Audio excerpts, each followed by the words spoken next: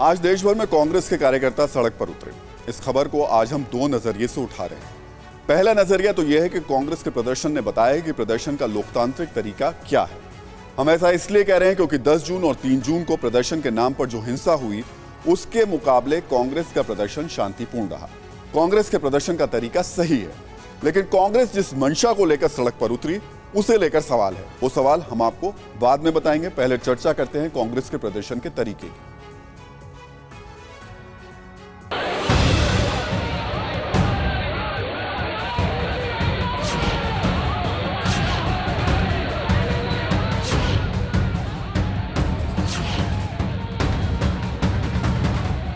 दिल्ली, लखनऊ, मुंबई, जयपुर, चंडीगढ़ यानी देश के शहर शहर कांग्रेस कार्यकर्ता सड़क पर उतरे। कांग्रेस नेता राहुल गांधी से ईडी की पूछताछ के खिलाफ कांग्रेस के कार्यकर्ताओं ने देश भर में सड़क पर उतरकर अपनी ताकत दिखाई। कांग्रेस के प्रदर्शन के तरीके ने विरोध के स्वरूप की याद दिला दी,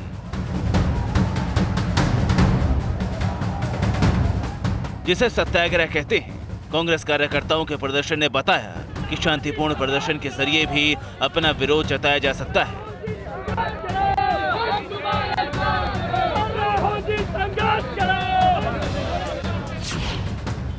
कांग्रेस के इस विरोध प्रदर्शन के सामने 10 जून को देश के कई राज्यों में हुए प्रदर्शन को रखकर देखेंगे तो हमें पता चलेगा कि आखिर कांग्रेस के प्रदर्शन के तरीके की सराहना क्यों करनी चाहिए। 10 जून को हुए प्रदर्शन की तस्वीरों को देश ने देखा कि कैसे विरोध जताने के लिए पत्थरबाजी की गई। विरोध जताने के नाम पर चंद उपद्रवियों ने सरकारी संपत्ति को नुकसान पहुंचाया, गाड़ियों को आग के हवाले किया।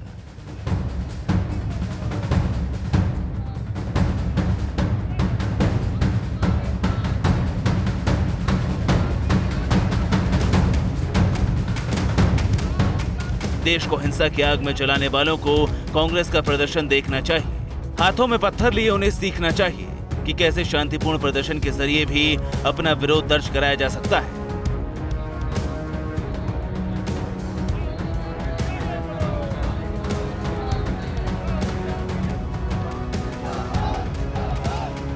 उन्हें देखना चाहिए कि हाथों में पत्थर लगे बगैर, सरकारी संपत्ति को नुकसान पहुंचाए बगैर भी अपनी बात कही जा सकती है। जब विरोध प्रदर्शन के नाम पर देश में हिंसा की साजिश रची जाती है, जब विरोध प्रदर्शन के नाम पर शहर शहर आगजनी होती है,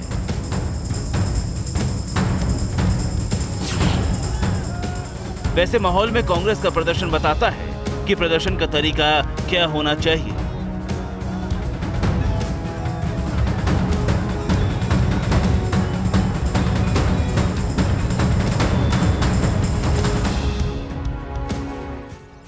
तो कांग्रेस ने विरोध प्रदर्शन का जो तरीका अपनाया, उसकी प्रशंसा जरूर करनी चाहिए। ये इसलिए जरूरी है क्योंकि इस वक्त देश में विरोध प्रदर्शन के नाम पर जो हिंसा हो रही है, उसे देखते हुए कांग्रेस का विरोध प्रदर्शन शांतिपूर्ण था। लेकिन अब सवाल यह है, विरोध प्रदर्शन के पीछे कांग्रेस की मंशा का। क्या विरोध प्रदर्शन के पीछे कांग्रेस की मंशा सही थी? देश का हर नागरिक जो कानून के शासन में यकीन रखता है, वो ये सवाल पूछ रहा है। ये सवाल इसलिए पूछे जा रहे हैं क्योंकि क्या जांच एजेंसियों के कामकाज पर राजनीति होनी चाहिए? क्या एजेंसियों को नेताओं से सवाल पूछने का अधिकार नहीं है? क्या जांच पर पहले ही सवाल उठा देना लोकतंत्र के लिए खतरा नहीं है? अगर विपक्ष हर जांच के लिए सरकार खिलाफ सड़क पर उतरेगा तो इससे क्या पैरामीटर सेट होगा? क्या हर पार्टी अपनी सुविधा के मुताबिक जांच एजेंसियों पर सवाल उठाएगी? अभी ईडी जैसी एजेंसी जांच कर रही है, जांच रिपोर्ट आनी बाकी है।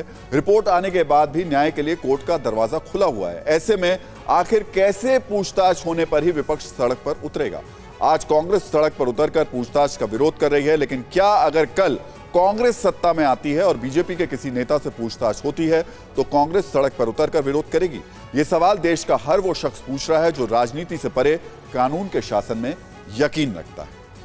कांग्रेस की मंशा पर उठ रहे सवालों की वजह भी है। किसी से पूछताछ होने का मतलब यह नहीं कि उसने कुछ गलत किया हो। जांच एजेंसियां तथ्यों को परखने और जांच को आगे बढ़ाने के लिए पूछताछ करती हैं। हो सकता है कि जांच एजेंसियों को राहुल गांधी से पूछताछ में नए तथ्य मिले, क्योंकि इस केस का संबंध देश के स्वतंत्रता संग्राम के इतिहास से भी है। हम आपको एक बार फिर बताना चाहते हैं कि आखिर राहुल गांधी को क्यों पूछताछ के लिए बुलाया गया था। पंडित जवाहरलाल नेहरू ने 1937 में एसोसिएट जर्नल लिमिटेड नाम की एक कंपनी बनाई। एजेएल का काम देश में कई भाषाओं में अखबार प्रकाशित करना था। एजेएल को देश के कई शहरों में सस्ती दरों पर जमीनें मिली। 90 के दशक में एजेएल घाटे में चली गई। 90 करोड़ का उस पर कर्ज हो गया। घाटे के चलते कंपनी ने अखबार छापना भी बंद कर दिया।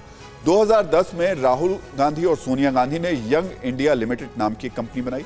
26 फरवरी 2011 को कांग्रेस ने एजेएल को 90 करोड़ का लोन दिया।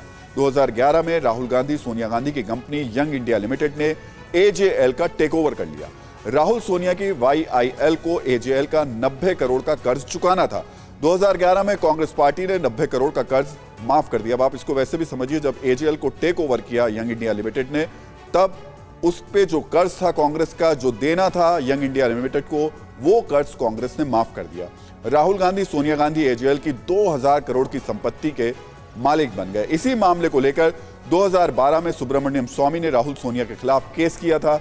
इसी केस में आज 10 साल बाद यानी 2022 में ईडी ने राहुल गांधी को पूछताछ के लिए बुलाया था। अब सवाल यह है कि किसी भी ऐसे मामले में जहां भ्रष्टाचार का आरोप लगा है, नेताओं से पूछताछ नहीं होनी चाहिए?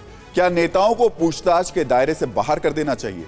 यह सवाल इसलिए भी जरूरी है क्योंकि पिछले एक दशक में एक के बाद एक भ्रष्टाचार के कई मामले सामने आए जिनमें नेताओं पर गंभीर आरोप लगे हैं। आपको बता दें कि 2013 में सामने आए अगस्ता वेस्टलैंड VIP हेलीकॉप्टर खरीद घोटाले में अहमद पटेल और कमलनाथ के भांजे पर आरोप लगे थे। राजस्थान में 2010 से 2013 तक हुए एम्बुलेंस घोटाले में अशोक गहलोत और कार्ति चिदम्बरम पर आरोप लगे थे। कर्नाटक में कांग्रेस नेता DK शिव कुमार पर आय से अधिक संपत्ति का आरोप लगा था। कर्नाटक में ही बीजेपी नेता और सूबे के पूर्व CM BS येदियुरप्पा पर भ्रष्टाचार के आरोप लगे।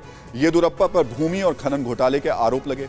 पश्चिम बंगाल के नेता मुकुल रॉय पर शारदा चिटफंड घोटाले से जुड़े आरोप लगे। महाराष्ट्र के CM रहे नारायण राणे पर मनी लॉन्ड्रिंग और जमीन घोटाले का आरोप लगा। यहां हमने सिर्फ चंद नेताओं के नाम दिए हैं क्योंकि हमारे पास समय सीमित है। ये नेता किसी एक पार्टी के नहीं है, ये नेता अलग अलग पार्टियों के हैं। इसलिए ये सवाल उठता है कि जब देश में राजनीतिक करप्शन बड़ा मुद्दा है, तब भला क्यों किसी नेता से पूछताछ होने पर बवाल होता है? क्यों एजेंसियों पर सवाल उठाए जाते हैं? तो यह सच है कि देश में भ्रष्टाचार बड़ा मुद्दा है, उसकी निष्पक्ष जांच होनी चाहिए, लेकिन सवाल एजेंसियों पर भी उठते रहे हैं। इस पर ध्यान देना होगा। कई बार एजेंसियों की जांच और जांच की टाइमिंग पर भी सवाल उठे हैं। कई मामलों में एजेंसियों की जांच सवालों के दायरे में रही है और सवालों के घेरे में रही है। हालांकि इन सभी विवादों के लिए कोर्ट का दरवाजा खटखटाया जा सकता है। परवाह देश की, सोमवार से शुक्रवार रात 10 बजे TV9 भारतवर्ष पर।